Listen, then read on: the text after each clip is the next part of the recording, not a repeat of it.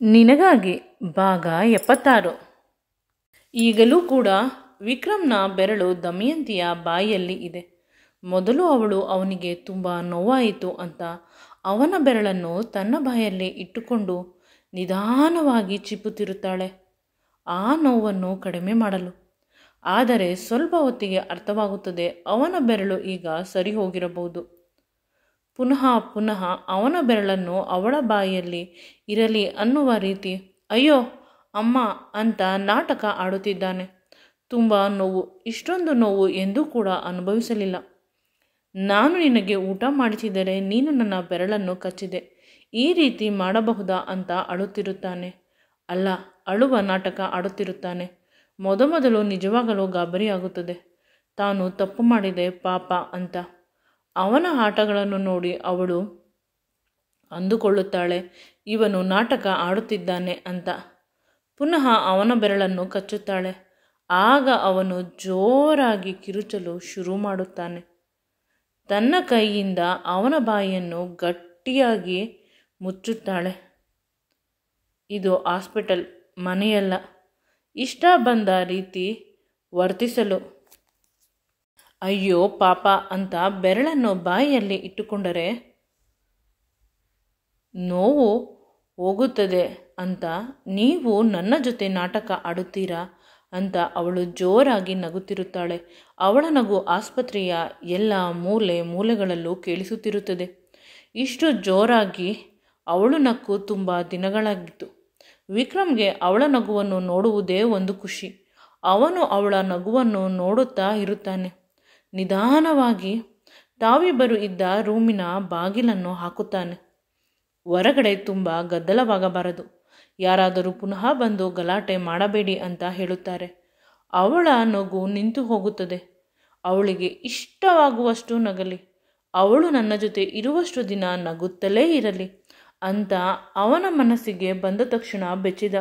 ಇರುವಷ್ಟು ದಿನ ಅವಳು ಶಾಶ್ವತವಾಗಿ ನನ್ನ ಜೊತೆ ಇರುತ್ತಾಳೆ, ನನ್ನನ್ನು ಬಿಟ್ಟು ಎಲ್ಲೂ ಹೋಗುವುದಿಲ್ಲ. ನಾನು ಈ ಭೂಮಿಯ ಮೇಲೆ ಇರುವಷ್ಟು ದಿನ ಅವಳು ನನ್ನ ಜೊತೆಯಲ್ಲೇ ಇರುತ್ತಾಳೆ ಅಂತ ಅಂದುಕೊಳ್ಳುತ್ತಾನೆ. ಅಕಸ್ಮಾತ್ ಕಿರಣ್, ಅಮ್ಮ, ವಿಕ್ಕಿ ಇವರುಗಳ ಸಮಸ್ಯೆಯಿಂದ ಅವಳನ್ನು ಬಿಡುವ ಸಮಸ್ಯೆ ಬಂದರೆ ನಾನು ಅವರನ್ನು ಬಿಟ್ಟು ಬಿಡುತ್ತೇನೆ. ಅವಳು ನಗುತ್ತಲೇ ಇದ್ದಾಳೆ. ಇವನು ಮಾತ್ರ ಅವಳ ಬಳಿ ಬಂದು ಅವಳನ್ನು ಗಟ್ಟಿಯಾಗಿ ತಬ್ಬಿಕೊಳ್ಳುತ್ತಾನೆ, ತುಂಬ ಎಮೋಷ್ನಲ್ ಆಗಿ.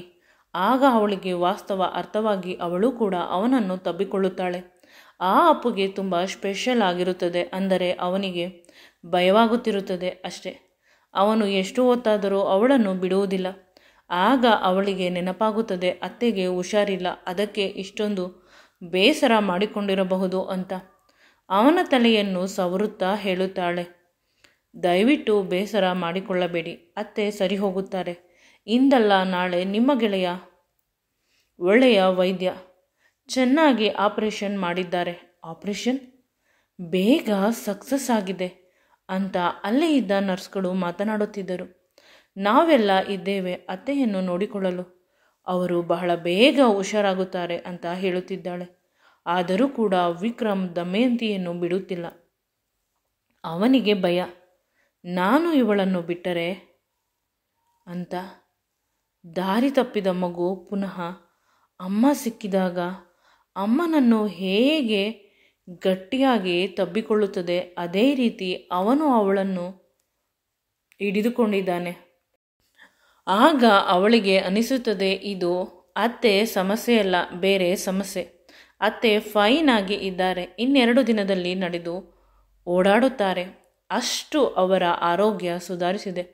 ಡಾಕ್ಟರ್ ಹೇಳಿದ್ದಾರೆ, ಇವರ ಗೆಳೆಯನ ಜೊತೆ ಹೋದರೂ ಏನಾದರೂ ಹೇಳಿರಬಹುದು ನಮ್ಮಿಬ್ಬರ ಮಧ್ಯೆ ನಿನ್ನೆ ರಾತ್ರಿ ನಡೆದ ವಿಷಯದ ಬಗ್ಗೆ. ಇವಳಿಗೆ ಒಂದು ರೀತಿ ಬೇಸರವಾಗುತ್ತದೆ. ನಾವಿಬ್ಬರು ಗಂಡ ಹೆಂಡತಿ, ಆದರೂ ಪ್ರತಿದಿನ ರಾತ್ರಿ ಮನೆಯಲ್ಲಿ ಸಿಗುತ್ತೇವೆ.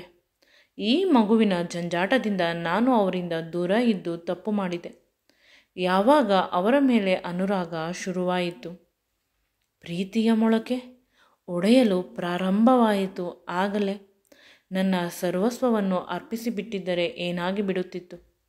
ವಿಕ್ರಮ್ಗಿಂತ ಈ ಕ್ಷಣಕ್ಕೆ ನನಗೆ ಇನ್ಯಾರೂ ಹೆಚ್ಚಲ್ಲ ಅಂತ ಅವಳು ತನ್ನ ತಪ್ಪನ್ನು ಅರ್ಥ ಮಾಡಿಕೊಂಡು ಬೇಸರ ಮಾಡಿಕೊಂಡಳು. ಪದೇ ಪದೇ ವಿಕ್ರಮ್ ನನ್ನ ಹತ್ತಿರ ಬರುತ್ತಿದ್ದರು. ಎಷ್ಟು ಆಸೆಯಿಂದ ನಾನೇ ಬೇಸರ ಮಾಡಿ ಕಳಿಸುತ್ತಿದ್ದೆ. ಆದರೆ ನಿನ್ನೆಯೂ ಅದೇ ರೀತಿ ಮಾಡಿದ್ದರೆ ಸರಿ ಹೋಗುತ್ತಿತ್ತೇನೋ.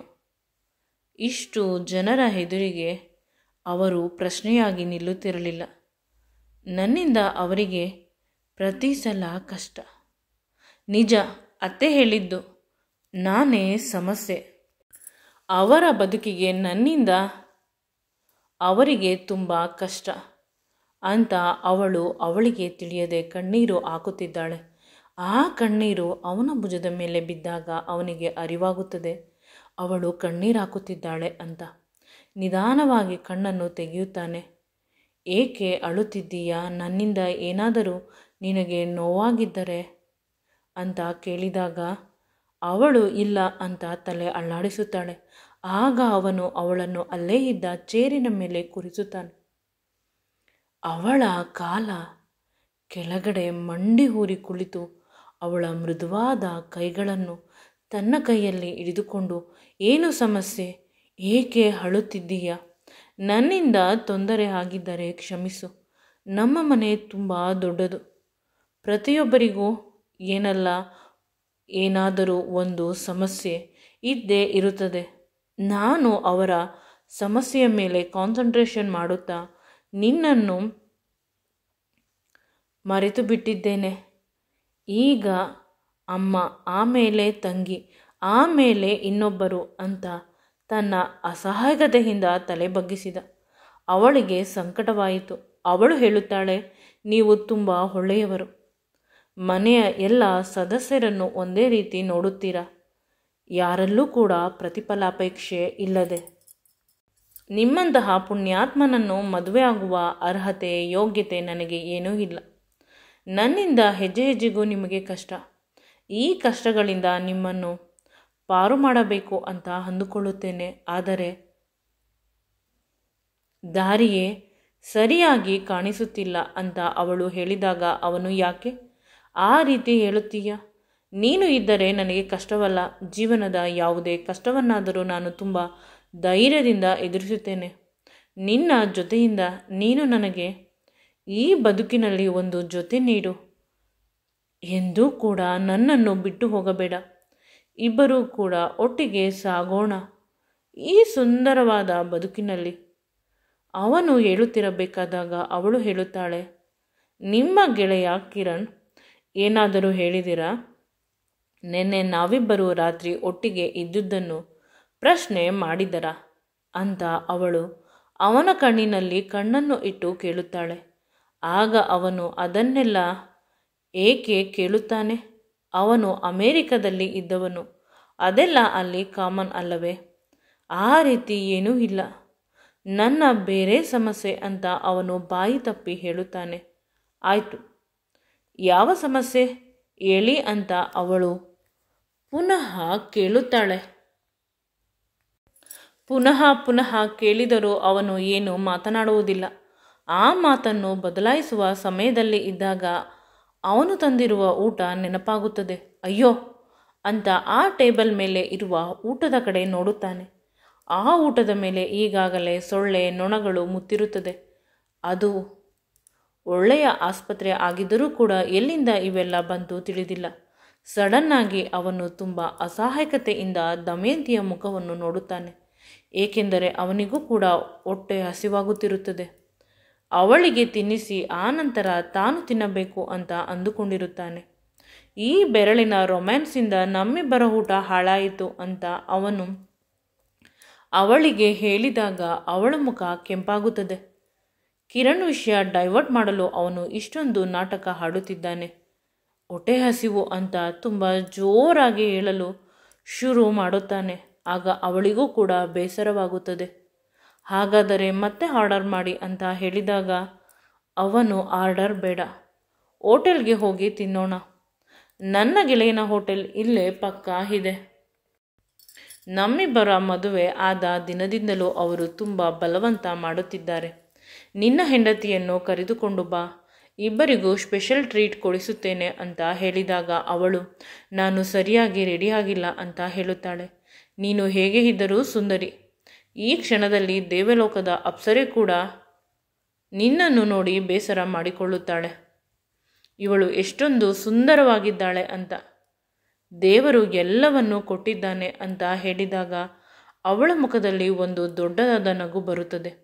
ಯಾರನ್ನಾದರೂ ಯಾಮಾರಿಸಬೇಕು ಅಂದರೆ ಅಥವಾ ಯಾರಾದರೂ ಬೇಸರದಲ್ಲಿ ಇದ್ದರೆ ಅವರು ಖುಷಿಯಾಗಬೇಕು, ಆ ರೀತಿ ಮಾಡಬೇಕು ಅಂದರೆ ಅದು ನಿಮ್ಮಿಂದ ಮಾತ್ರ ಸಾಧ್ಯ. ಮತ್ತೆ ಖುಷಿಪಡು, ನಿನ್ನ ಗಂಡ ಎಷ್ಟು ಒಳ್ಳೆಯ ಕಲೆಯನ್ನು ಹೊಂದಿದ್ದಾನೆ ಅಂತ ಹೆಮ್ಮೆಪಡು. ನನ್ನನ್ನು ಮದುವೆ ಆಗಿದ್ದಕ್ಕೆ ಅಂತ ಹೇಳಿದಾಗ ಅವಳು, ನಿಮ್ಮನ್ನು ಹೊಗಳುತ್ತಾ ನಿಂತುಕೊಂಡರೆ ಈ ದಿನ ಪೂರ್ತಿ ಸಾಕಾಗುವುದಿಲ್ಲ. ರಾತ್ರಿ ಕಳೆದು ಬೆಳಿಗ್ಗೆ ಆಗುತ್ತದೆ. ಆದರೂ ಕೂಡ ನನಗೆ ಹೊಟ್ಟೆ ಹಸಿವಾಗುತ್ತಿದೆ, ಊಟ ಮಾಡಬೇಕು, ಅಜ್ಜಿಯನ್ನು ಕರೆದುಕೊಂಡು ಹೋಗೋಣ ಅಂತ ಅವಳು ಹೇಳಿದಾಗ ಅವನು ಕೋಪದಿಂದ ನೋಡುತ್ತಾನೆ ಅವಳನ್ನು. ಅದೇ ಕ್ಷಣಕ್ಕೆ ಅವರ ಅಜ್ಜಿ ಅವರಿಬ್ಬರನ್ನು ಕರೆಯಲು ಬರುತ್ತಾಳೆ. ಮಕ್ಕಳ, ಊಟ ಮಾಡಿದ್ದೀರಾ? ನನಗೆ ತುಂಬ ಹೊಟ್ಟೆ ಹಸಿವಾಗುತ್ತಿದೆ, ಏನಾದರೂ ಆರ್ಡರ್ ಮಾಡಿಕೊಡಿ ಅಂತ. ಆಗ ವಿಕ್ರಮ್, ಆರ್ಡರ್ ಮಾಡುತ್ತಿದ್ದೇನೆ ಅಜ್ಜಿ ಅಂತ ಹೇಳುತ್ತಾನೆ. ಆಗ ದಮಯಂತಿ, ಹೋಟೆಲ್ಗೆ ಹೋಗುತ್ತಿದ್ದೇವೆ, ನೀವು ನಮ್ಮ ಜೊತೆ ಬನ್ನಿ ಅಂತ ಹೇಳಿದಾಗ ಅಜ್ಜಿ ತುಂಬ ನಯವಾಗಿ ನಿರಾಕರಿಸುತ್ತಾಳೆ.